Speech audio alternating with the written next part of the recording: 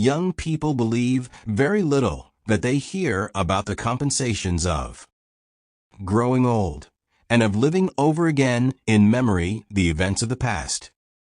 Yet, there really are these compensations and pleasures, and although they are not so vivid and breathless as the pleasures of youth, they have something delicate and fine about them that must be experienced to be appreciated. Few of us would exchange our memories for those of others. They have become a part of our personality, and we could not part with them without losing something of ourselves. Neither would we part with our own particular childhood, which, however difficult it may have been at times, seems to each of us more significant than the childhood of anyone else. I can run over in my mind certain incidents of my childhood as if they were chapters in a much-loved book, and when I am wakeful at night or bored by a long journey or waiting for someone in the railway station, I take them out and go over them again. Nor is my book of memories without its illustrations. I can see little villages, and a great city, and forests and planted fields, and familiar faces, and all have this advantage: they are not fixed and without motion like the pictures. In the ordinary book, people are walking up the streets of the village, the trees are tossing, the tall wheat and corn in the fields salute me. I can smell the odor of the gathered hay, and the faces in my dream book smile at me. Of all of these memories, I like best the one in the pine forest. I was at that age when children think of their parents as being all-powerful. I could hardly have imagined any circumstances, however adverse, that my father could not have met with his strength and wisdom and skill. All children have such a period of hero worship, I suppose, when their father stands out from the rest of the world as the best and most powerful man living. So, feeling as I did, I was made happier than I can say when my father decided, because I was looking pale and had a poor appetite, to take me out of school for a while and carry me with him on a driving trip.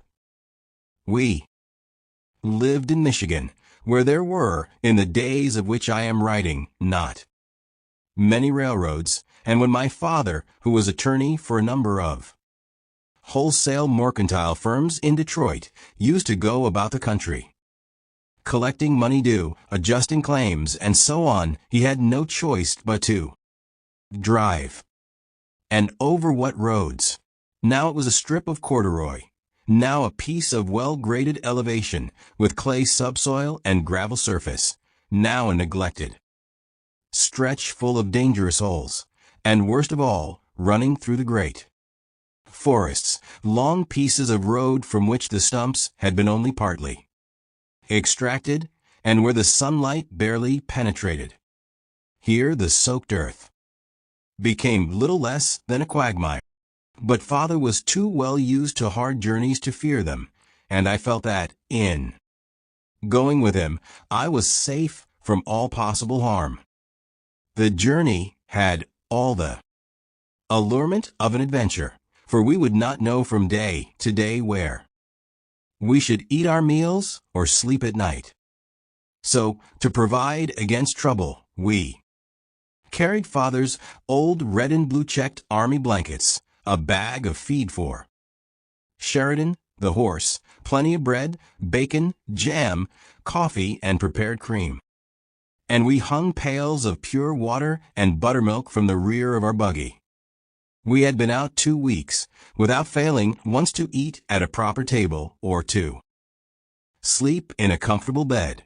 Sometimes we put up at the stark-looking hotels that loomed raw and uninviting in the larger towns.